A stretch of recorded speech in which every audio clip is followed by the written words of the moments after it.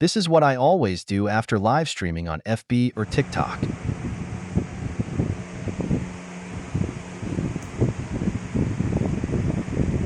Yo, what's up guys? So, today, ito na lang natin.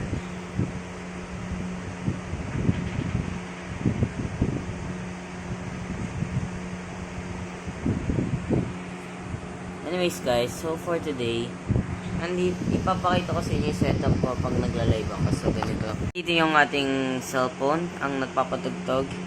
Ops, makapiright tayo. Ang ganda ng camera natin ngayon, ha? Grabe. Tapos nandito yung mga gamit ko, like alcohol. Diyan nakalagay yung tubig, diyan yung extension, diyan pa yung isang extension. Para yung sa mouse dito, or sa cellphone ko dito. Tapos, ito yung speaker natin. Tapos, ito yung headset ko kung gusto ko mag-headset. Ito yung speaker na malakas. Ito yung electric fan. Ito naman yung ating laptop kung saan tayo nagla-live ngayon. Madaling araw na po, guys. Kaya, wala na nanonood. Ayun, tingnan nyo. It's currently 1:43 a.m. Tinatry ko beat yung pinakamatagal kong record sa live, which is 7:40. AFK yun. Ito kasi, hindi ako AFK. Kaya ito na yung pinaka-record ko na hindi AFK. Tsaka yung yung RL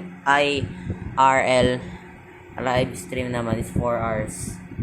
Hindi ko alam kung paano ko mabibit yun ng 5 hours, ganun. Ako tayo legendary, oh my god. Dito, pag naglalagay lang talaga ako ng mga sounds para malibang ako habang nagkagray ng portal. Kasi currently kasi hanggang guys, nag-iibo po tayo ng Scalpaldine. At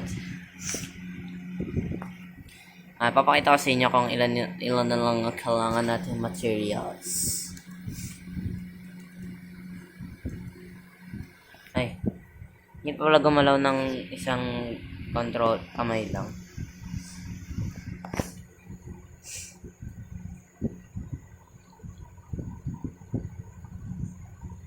Ito guys, ito yung skull body armor niya. Ayan so kailangan na lang natin ng 34 nito, tapos 3. Tapos 3 na lang din dito. At papakita ko naman sa inyo yung background. Ha? Papakita ko naman sa inyo yung background or ano yung sa likod ng stream. Ganito. Ayan, nandito lang yung kama namin. Ayan, diba? Huwag nyo napansinin yung nandito, basta yung nandito. Makalat naman yun. Ito yung gitara ng kapatid ko, yan. Ito yung bag ko. Yan. Ito yung pintuan namin dito. Yan. Tapos, ito. Pintana dito. Ayan o. Maganda naman yung setup ko, pero ganda pa rin So, ito yung mga pinakamadami kong tanong at ito yung gusto kong sagutin din. Ano po yung ginagawa niyo after mag-live? So, ito yung ginagawa ko. Ito. So, what's up guys? So, ito na nga, natapos na nga po yung live. So, ito na po yung nangyari sa live.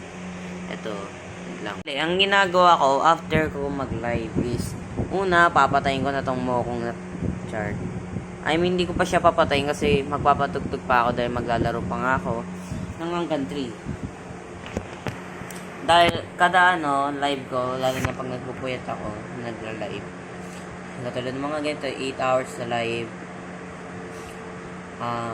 Hindi ako basta-bastang matutulog agad. Kasi agad ako,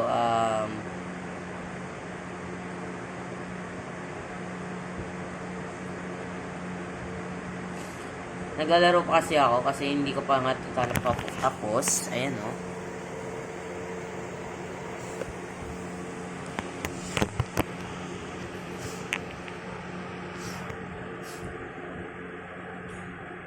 kailangan pa natin i-grind to.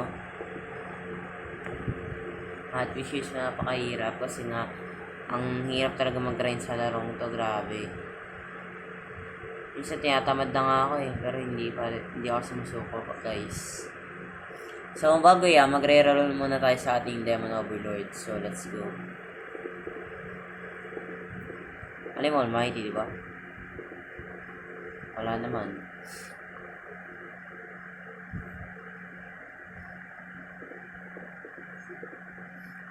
Try natin mga kakulit na mythic. Ayoko na ng mythic, kahit yung unit na lang gusto ko. Gusto ko lang may iwan si Skull Paladin. Ang ganda siguro kay Skull Paladin, Warlord muna sa ngayon. Kasi wala pa akong mapapang treat sa kanya eh. Mas makakuha ko ng Mighty, diba? Patay. Basic ang laban. Pag may Almighty yun. Si Skull Paladin ngayon ang pinaka-strongest na unit. Except kaya Celestial Tyrant. Kasi siya talaga yung literal na strongest. Kasi 6 seconds yung cooldown. Siyempre top 2 si Skull Paladin. Pero anyways, papakita ko na magla-live naman ako bukas. Iba-vlog ko rin yan. So, okay, bye-bye guys. And this is the end of our vlog. Special vlog number 2 of how things we do after living or after we live. So, yun lang. Salamat sa panonood.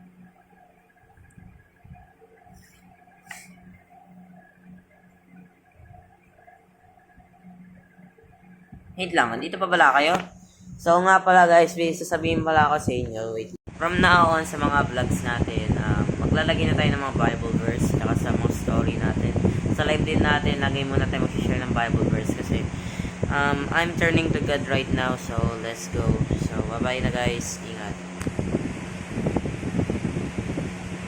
Uy, may nakalimutan na ata kayong gawin bago kayo matapos si vlog na to ang mag-like and subscribe and hit the notification bell.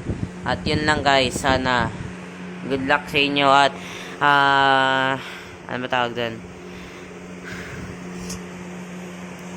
Stay safe po sa mga nabag na na mga salanta ng bagyong Christine na nakaraan.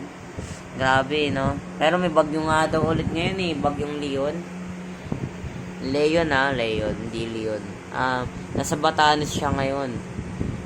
Mahina lang kasi siya sa amin sa Quezon. Mga signal number 1 daw. Tsaka depende rin yun sa lugar.